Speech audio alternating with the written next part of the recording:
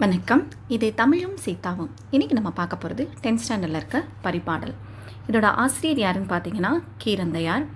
இது 8 தொகை நூல்களில் ஒன்று தான் இந்த பரிபாடல். இந்த பேர் அண்டத்துடைய பெருவழி முழுவதுமாகவே இந்த பால்வீதி போன்ற ஒரு பெரிய மில்க் வேஸ்ன்னு சொல்கிறோம் இல்லையா, இந்த எண்ணற்ற நிறைய பால்வீதிகள் இருக்குது.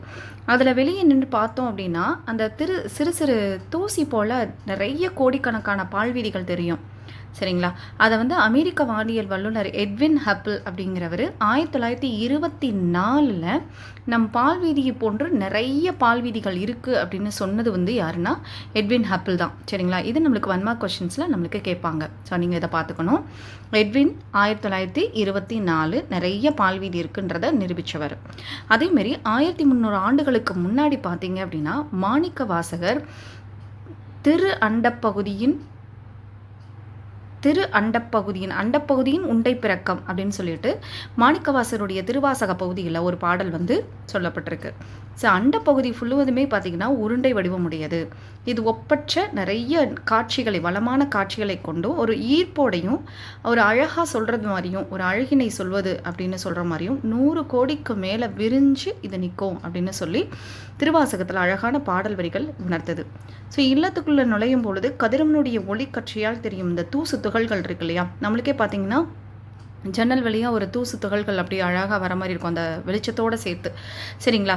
இதை நல்லா நுண்மையாக நோக்கணும் அப்படின்னா தெரிஞ்சிடும் நம்மளுக்கு. சரிங்களா? இதை தான் இங்கே நம்ம இதில் பார்க்கணும். இதை தேர்வு நோக்கில் கண்டிப்பாக 1 மார்க் கொஷின்ஸில் நம்ம எதிர்பார்க்கலாம். சரிங்களா? அடுத்து இதை 8 தொகை நூல்கள் அப்படின்னு நம்ம சொல்லியிருக்கோம் இல்லைங்களா, பரிபாடல் 8 தொகை நூல்களில் ஒன்று. இதுவும் 1 மார்க் கொஷின்ஸில் நம்ம எதிர்பார்க்கலாம். இதோடைய சிறப்பு என்னன்னு பார்த்தீங்கன்னா ஓங்கு பரிபாடல். சரிங்களா? ஓங்கு பரிபாடல் இதுவும் கண்டிப்பாக 1 மார்க் கொஸ்டினை எதிர்பார்க்கலாம். இது பாடல் பண்ணோடு பாடப்பட்டவை, அதாவது இசை கலந்த பாடல் தான். இந்த பரிபாடலும் 8 தொகையிலேயே பார்த்தீங்கன்னா இசை, அதாவது வரிப்பாடல்கள் அதிகமாக இருக்கக்கூடியது இந்த பரிபாடல் அப்படின்னு சொல்லுவாங்க. சரிங்களா? அடுத்து இதோட உரையாசிரியர்கள் இதில் 70 பாடல்கள் இருப்பதாக சொல்லியிருக்காங்க. ஆனால் இன்றைக்கி நம்மளுக்கு 24 பாடல்கள் தான் நம்மளுக்கு இது கிடச்சிருக்கு. ஸோ மொத்தம் 70, கிடைச்சது 24.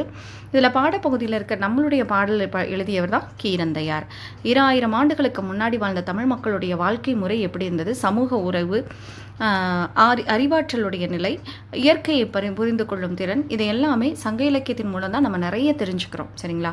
அதே மாதிரி தான் இந்த பரிபாடலில் கீரந்தையார் நம்மளுக்கு ஒரு செய்தி சொல்லப்பட்டிருக்க விஷயம், உலகம் முதலில் தோன்றியது அப்படிங்கிற விஷயத்தை பற்றி அழகாக சொல்லியிருப்பார். நம்ம நிறைய பார்க்குறோம், நிறைய அறிஞர்கள் கண்டுபிடிச்ச செய்திகள்லாம் பார்க்குறோம். ஆனால் தமிழ் இலக்கியங்களில் நம்மளுடைய முன்னோர்கள் நிறைய புலவர்கள் நிறைய பாடல்களை நம்மளுக்கு நிறைய நிரூபிச்சிருக்காங்க. இலக்கிய அறிவியல் அப்படின்னு சொல்லி பார்த்தோம்னா நிறைய உள்ளே போய் பார்த்தோம்னா அது நிறைய செய்திகள் இருக்கும். ஸோ அதில் இன்றைக்கி ஒன்று தான் என்னென்னா, உலகம் முதல்ல தோன்றிய செய்திகள் இந்த பரிபாடலில் சொல்லப்பட்டிருக்க செய்திகள் இருக்குது. அதில் ஒரு சின்ன பாடல் தான் இந்த எக்ஸாம்பிள் பாடல் தான் இந்த பாடல். சரிங்களா? இதில் என்ன அப்படின்னு பார்க்கும்போது ஊழி அப்படிங்கிறப்ப நிறைய பல காலங்கள் சென்ற பின்னாடி எதுவுமே இல்லாத இந்த வான்வெளியில் பார்த்தீங்க அப்படின்னா பேரொளி ஒன்று தோன்று. அந்த பேரொளி அது எப்படி இருக்குன்னா உருவம் இல்லாத காற்று முதல் அந்த பூதத்தோடைய ஊழியது, அதாவது முறை அப்படின்னு சொல்லுவோம். இந்த அணுக்களுடைய ஆற்றல் எப்படி இருக்கும்னா நிறைய பருப்பொருட்கள் சிதறும்படியாக ஒரு பெரு வெடிப்பு நிகழ்ந்தது. சரிங்களா? இது நிறைய ஊழிக்காலங்கள் கடந்து சென்றதுக்கப்புறம் ஒரு நெருப்பு போல் ஒரு பெரிய பந்து, அதாவது நீங்கள் சோஷியல் பார்த்தீங்கன்னா பிக் பேங் தியரின்னு கூட சொல்லுவேங்க, பெருவெடிப்பு கொள்கை அப்படின்னு சொல்லிட்டு. அதை தான் இங்கே இந்த பாடல் வழியாக நம்ம தெரிஞ்சுக்கிறோம். இந்த நிறைய ஊழிக்காலங்கள் தொடர்ந்ததுக்கப்புறம், அதாவது இந்த எப்படி இந்த உலகம் தோன்றியது அப்படின்னா ஐம்பூதங்களில் இருக்கிற விஷயங்களை அழகாக சொல்லியிருப்பாங்க. முதல்ல பார்த்தீங்க அப்படின்னா ஆற்றல் கிளர்ந்து ஒரு பெரு வெடிப்பு நிகழ்ந்ததுன்னு பார்த்தோம் இல்லையா. இங்கே பாருங்கள், இந்த நெருப்பு பந்து ஒன்று உருவானது அப்படின்னு சொல்கிறோம். அதுக்கடுத்து பார்த்தீங்க அப்படின்னா நிறைய இந்த பூமி குளிரும்படியாக தொடர்ந்து மழை பொழிய ஆரம்பிச்சு. அதாவது இந்த காலமாக இருந்த ஒரு பெரிய அண்டம் கொஞ்சம் கொஞ்சமாக மழை உருவாக ஆரம்பிச்சிச்சு. அதுக்கப்புறம் பூமி வெள்ளத்தில் மூழ்க ஆரம்பிச்சிச்சு.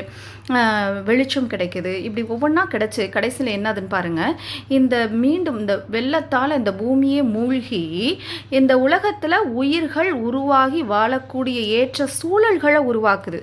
சரிங்களா? அப்படி உருவாகி இங்கே உயிர்கள் தோன்றி வளர ஆரம்பிக்குது. சரிங்களா? எப்படி உயிர்கள் தோன்றி எப்படி இந்த பெருவெடிப்பு கொள்கை உருவாச்சு, அதுக்கப்புறம் அந்த மழை உருவாகுது, வெள்ளம் வருது, அதுக்கப்புறம் வந்து நிலம் வந்து பண்பட்ட நிலமாக மாறி உயிர்கள் வாழக்கூடிய ஏற்ற நிலமாக இது எப்படி உருவாச்சு அப்படிங்கிறத அவ்வளோ அழகாக பரிபாடலில் கீரந்தையார் நம்மளுக்கு கொடுத்துருக்காரு. சரிங்களா? இதை தான் இங்கே நம்ம நோக்கம் பார்க்க வேண்டியதாக இருக்குது. அடுத்து இதில் சொல்லும் பொருள்னு பார்த்தீங்கன்னா விசும்பு, வானம், ஊழி அப்படிங்கிறதுக்கும் ஊழ் அப்படிங்கிறதுக்கும் வித்தியாசம் பார்த்துக்கோங்க. எக்ஸாமில் நிறைய கேட்கலாம். ஸோ ஊழி அப்படின்னா யுகம், ஊழ் அப்படின்னா முறை. சரிங்களா? தன் பெயல், தன்னாலே குளிர்ச்சி தான். சரிங்களா? அதாவது தண்ணீர் சுடுநீர் பார்ப்போம் இல்லையா, அந்த இதுக்குள்ள தெரிஞ்சுக்கோங்க. அடுத்து ஆர் தருப்பு, அதாவது வெள்ளத்தில் மூழ்கி கிடந்த. பீடு அப்படின்னா சிறப்பு, ஈண்டி அப்படின்னா செறிந்து திரண்டு அப்படின்னு கேட்கலாம். இது கவர்மெண்ட் கொஷின்ஸில் கண்டிப்பாக எதிர்பார்க்கலாம்.